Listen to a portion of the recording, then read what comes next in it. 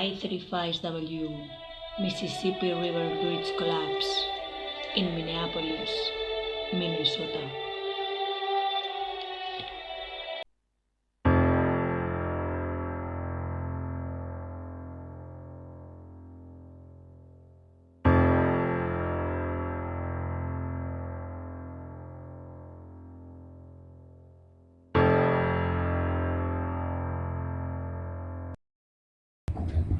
About 6:05 p.m. on Wednesday, August 1, 2007, the 8th-line I-35W Highway Bridge over the Mississippi River in Minneapolis, Minnesota, experienced a catastrophic failure in the main span of the deck truss.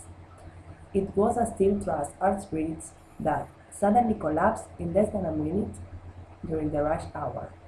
The central span of the bridge gave way, followed by the adjoining spars. In order to have a magnitude in mind, a total of 111 vehicles were on the portion of the bridge that collapsed. Also, 145 people were injured and 13 died. But how could a bridge that had stood for 40 years simply collapse?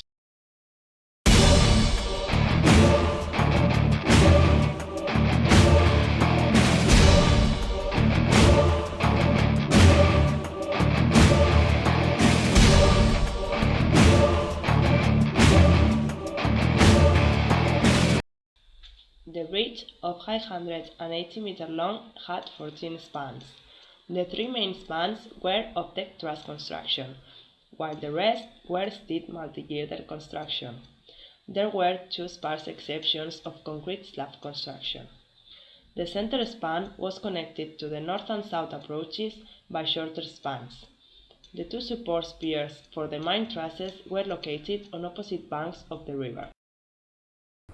In 1990, the federal government gave the bridge a rating of structurally deficient due to significant corrosion in its bearings. However, the bearings were not sliding, so inspectors concluded the corrosion was not a major issue. Since 1993, the bridge was annually inspected by the Minnesota Department of Traffic. In 2001, a study made by the Civil Engineering Department of the University of Minnesota discovered cracks in the approach spans. Also, the lack of redundancy in the main truss system was noticed. This meant a real risk of collapse by any single structural failure.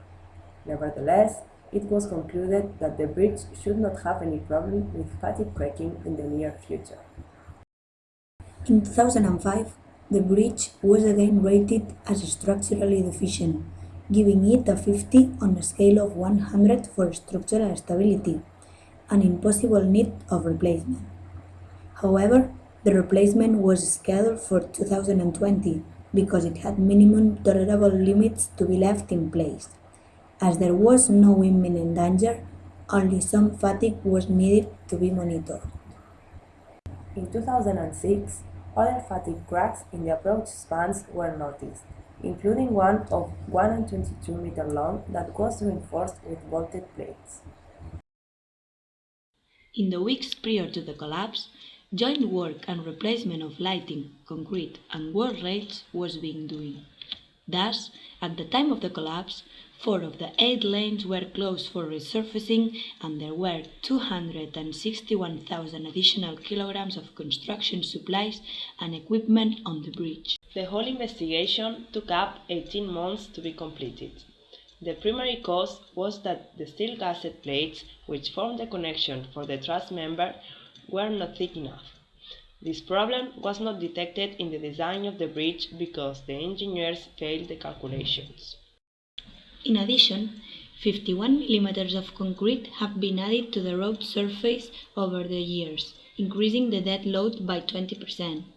Moreover, the extraordinary weight of construction equipment and material resting on the bridge at the time of the collapse contributes to the design error.